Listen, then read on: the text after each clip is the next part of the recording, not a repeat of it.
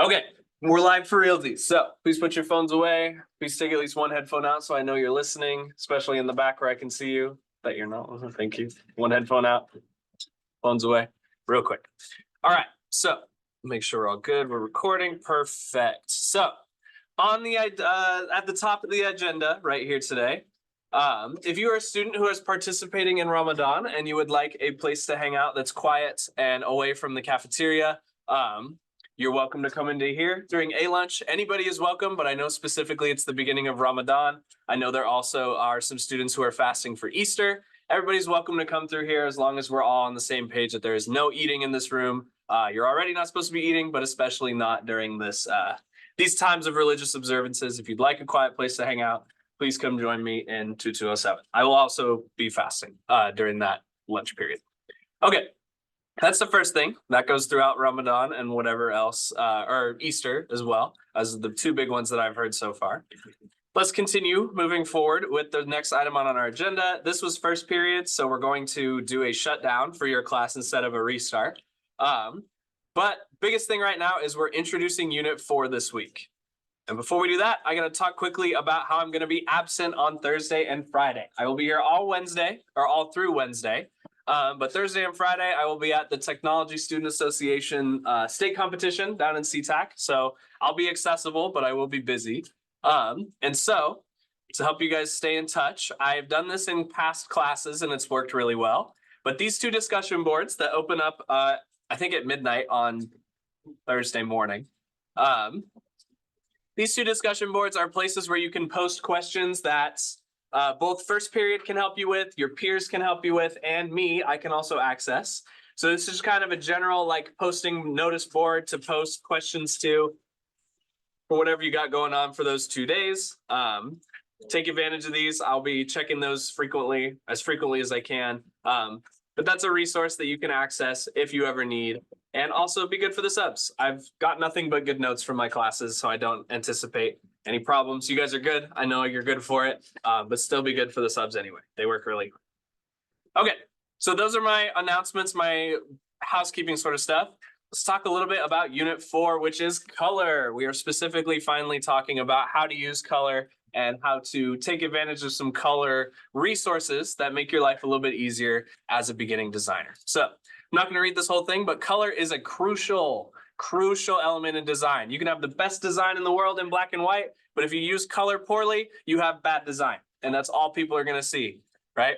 So this is something that you need to approach very carefully. And since there's a lot of science to it and a lot of things to learn and understand, it's going to be different at first. It's going to be, you know, not exactly what you're going for, maybe not exactly what you're used to, but we're going to use a lot of resources because color is something that is still one of the most challenging parts of graphic design to use effectively. It's a lot of different aspects of color. We'll go over contrast. We'll go over something called HSL and hex codes. We'll go over how to create a color wheel, how to use a color wheel, blah, blah, blah. A lot of fun stuff. We'll talk about it more tomorrow. The biggest thing is that I want you to take this module seriously.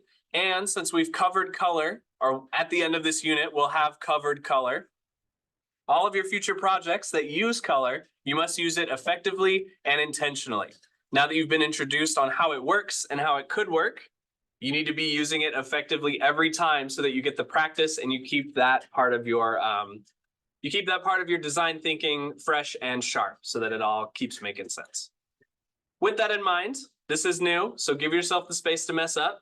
Give yourself the space to learn. Give yourself the space to do it wrong, because that is the only place that the best learning will happen, right? It's messing up the hard way. It's not that hard of a way. It's not that dangerous or anything, but like, you know, just give yourself the space to mess up is what I'm talking about. So because I still depend on some pre-made color resources that I'm going to show you today, there's no score penalty for using a pre-generated color palette or taking advantage of some of the color tools that I'm going to show you. So don't be afraid to use them. It's not a cop-out, it's a tool, right? Anyway, so that's kind of the intro to color, just in a general sense of what I'm looking forward to and some things to keep in mind. We'll talk more about your project tomorrow. Today, I just want to show you some color resources that I want you to mess around with, as well as talk about, I have one more announcement that I forgot to make that we'll do right after this. So If you go to the modules, you'll see week 6 is right here. I have added both those discussion boards for Thursday and Friday and a link to your thread. So you can quickly access the thread for whatever reason. This is something new I'm trying. Hopefully it works out. But all we have right here on Unit 4 is color, because what I want you to be focusing on is this color resources tab right here in the resources module, right at the top. There are 2 sites that I'm using all the time. You've taken web design with me. You've heard me talk about these already. But Coolors.co and Palleton are my 2 favorite places to get started with color so that I don't have to think about it later, right? We're going to start with Coolors.co. This is the super fast color palettes generator, if you believe it. When you click on start the generator, this blue button right here, every time you hit the space bar, it's going to generate you a new set of 5 colors. The free version gives you 5 colors, a minimum of 2, a maximum of 5. But every time I hit the space bar, oops, let me not do that. It's going to give me a new set of colors that work well together. It's not always accurate to, or maybe not accurate is the wrong word, but it's not always lined up with some of the schemes that we talk about or some of the scientific approaches that we talk about in this unit. But these colors do work well together, and it's a quick way to get started. One of the drawbacks of Coolors.co is it doesn't really tell you how to use the colors. So it doesn't tell you where should you put it in shadow or highlight or where you can create contrast. It just gives you a set of 5 colors that can work really well together. Every time I hit the space bar, that's not what I want. No. Every time I hit the space bar, it is going to give me a new set of colors. So be careful mashing this. If you're sensitive to flashing lights or your neighbors are sensitive to flashing lights, you don't want to mash this because it's a lot of color, a lot of all at once. So just be careful. I like this set right here. So I'll do an example of exporting. When you get to a color scheme that you like, one that you're happy with, there's a button right up here, the export button. You can export your palette. I usually do a PDF or an image, depending on if I'm in Illustrator or Photoshop. Illustrator is going to work better with PDFs. You can give it a title. This is example scheme for P6. And then when you click on export, the description is a pro feature. Anywhere you see these little purple asterisks, it's something you got to pay for. Don't pay for it. Then you have a couple different options along the top here. You can do a general palette. You can do one with labels. You can do a color spaces palette. You can do some pages, right? There's a ton of different options. I like to do, what do I like to do? I like to do both the cover and the colors so that it tells me the names of stuff in that way. So anyway, when I click export, after you configure with some of these tabs a little bit, it's going to download a PDF. That when you double click on it, is going to give you, let me pull it over real quick if it would let me. There we go. It's going to give you this really nice PDF that you can really easily use that eyedropper tool to sample. It gives you the hex code, a little preview of the color, and then it also, if you include the second page, it's going to give you some of these breakdowns of another relationship between those colors. Super, super useful tool, super duper useful starting point so that you don't have to really think about what color you want to do after the fact. You can begin with a color scheme and kind of design from there. The last feature I'll show you about Coolors is when you get a color that you like. So if I like this rose quartz, for example, I can click on this little lock icon, which happens when I hover over each of these different hues, H-U-E-S, hues is another word for colors. Now when I hit the space bar, it's going to keep that rose quartz in there, and it's going to try to generate me schemes that look good with that rose quartz color right in the middle there. Again, that drawback in play where you can't really tell where you're supposed to use these colors or how you can apply them effectively, but you do get a great starting point. Ooh, that's good. I like that one a lot. That you can use from Coolors.co. So next one I'm going to show you, you can mess around with this while I talk about the next one if you'd like. But the next one is Palleton. This one's a little bit more involved. You got to do a little bit more adjusting, and it's a little bit less user-friendly, but it does yield you some seriously awesome results and also gives you these really cool examples of samples in practice of how it could look, and I'll give you a demo of that here in just a second. So with Palleton, first you got to choose a scheme. There's one of 5. We'll go over more in depth on these schemes tomorrow. But monochromatic means one color, right? Mono and chrome are those two, break down that word to mean one color. To change the hue, you drag the circle around the outside, and it's going to change that color relationship on the right-hand side here. And say, I like purple is one of my favorite colors, but I also like a sage kind of green. So like a nice sage brushy green. So I'm going to go in between the light green and dark green and leave my hue circle. So the first thing I set right about here. I like where this is starting, but if I wanted to get more specific in how saturated the color is, so how much of the color or how much darkness or lightness is on the color, I can then grab on the middle globe and I can move the shade a little bit closer to the green, a little bit closer to the white, a little bit closer to the black, and I can adjust how my palette is going to be perceived based on the relationship to other colors in the same palette. So I don't usually like to go for muted. I like a little bit more saturated. So I'm going to go like this. And then you can adjust the tilts. I mean, it does some interesting stuff with how the colors interact with one another. So you just got to be careful going too far. You still want it to be like readable and nice looking. I'm going to go with that. That looks kind of barfy, actually. Let me go a little bit brighter. There we go. You're waxy. Okay, so I've configured my color scheme with Palleton.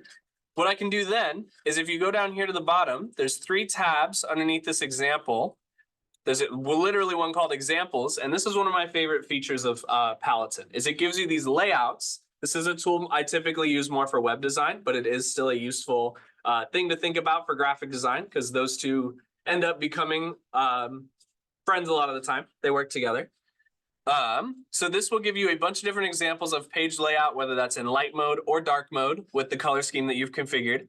Whether it's got something called positive design where it's more saturated or negative design where it's a little bit more desaturated, inverted.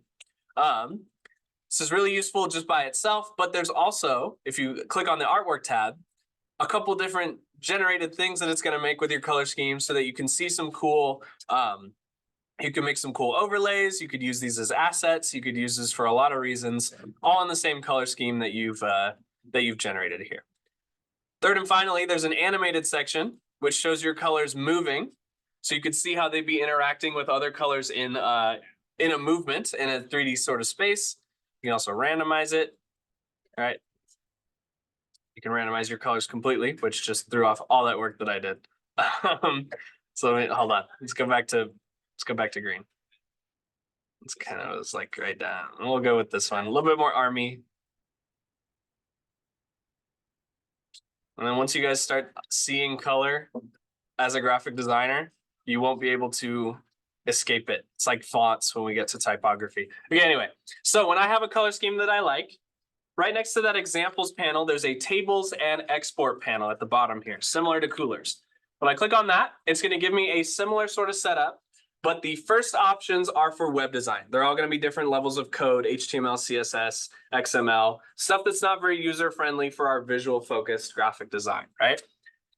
But if you click on the second option for color swatches here, you can choose a PNG image and then click on it.